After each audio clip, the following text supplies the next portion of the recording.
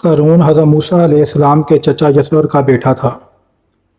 بہت ہی شکیل اور خوبصورت آدمی تھا، اس لیے لوگ اس کے حسن جمال سے متاثر ہو کر اس کو منور کہا کرتے تھے۔ اس کے ساتھ ساتھ اس میں یہ کمال بھی تھا کہ وہ بنی اسرائیل میں تورات کا بہت بڑا عالم اور بہت ہی ملنسار و با اخلاق انسان تھا، اور لوگ اس کا بے حد احترام کرتے تھے۔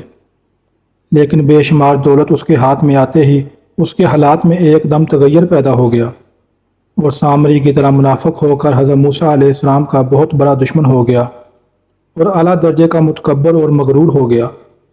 جب زکوٰۃ کا حکم نازل ہوا تو اس نے حضرت موسیٰ علیہ السلام کے روبرو یہ عہد کیا کہ وہ اپنے تمام مالوں میں سے 1000واں حصہ زکوٰۃ نکالے گا، مگر جب اس نے مالوں کا حساب لگایا تو ایک بہت بڑی رقم زکوٰۃ کی نکلی۔ یہ دیکھ کر اس پر ایک دم حرص و بغل کا بھوت سوار ہو گیا، اور نہ صرف زکوٰۃ کا منکر ہو گیا بلکہ عام طور پر بنی اسرائیل کو بہکانے لگا کہ حضرت موسیٰ علیہ السلام اس بہانے تمہارے مالوں کو لے لینا چاہتے ہیں۔ یہاں تک کہ حضرت موسیٰ علیہ السلام سے لوگوں کو برگشتہ کرنے کے لیے اس خبیث نے یہ گندی اور گنونی چال چلی کہ ایک عورت کو بہت زیادہ مال و دولت دے کر آمادہ کر لیا کہ وہ آپ پر بدکاری کا الزام لگائے۔ چنانچہ عین اس وقت جب حضرت موسیٰ علیہ السلام واز فرما رہے تھے، قارون نے آپ کو ٹوکا کہ فلانی عورت سے آپ نے بدکاری کی ہے۔ حضرت موسیٰ علیہ السلام نے فرمایا کہ اس عورت کو میرے سامنے لاؤ۔ چنانچہ وہ عورت بلائی گئی تو حضرت موسیٰ علیہ السلام نے فرمایا، کیا عورت اس اللہ کی قسم جس نے بنی اسرائیل کے لیے دریا کو پھاڑ دیا اور عافیت و سلامتی کے ساتھ دریا کے پار کرا کر فرعون سے نجات دی، سچ سچ کہہ دے کہ کیا واقعہ ہے؟ حضرت موسیٰ علیہ السلام کے جلال سے عورت سہم کر کانپنے لگی اور اس نے مجمع عام میں صاف صاف کہہ دیا کہ اللہ کے نبی، مجھ کو قارون نے کثیر دولت دیکھ کر آپ پر بہتان لگانے کے لیے آمادہ کیا ہے۔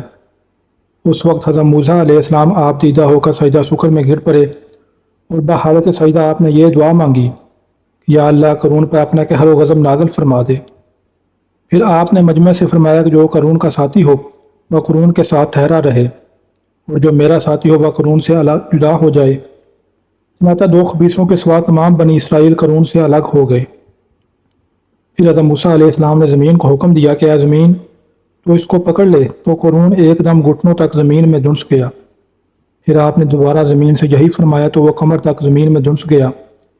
یہ دیکھ کر قارون رونے لگا اور بلبلانے لگا اور قرابت و رشتہ داری کا واسطہ دینے لگا، مگر آپ نے کوئی التفات نہ فرمایا، یہاں تک کہ وہ بالکل زمین میں دھنس گیا۔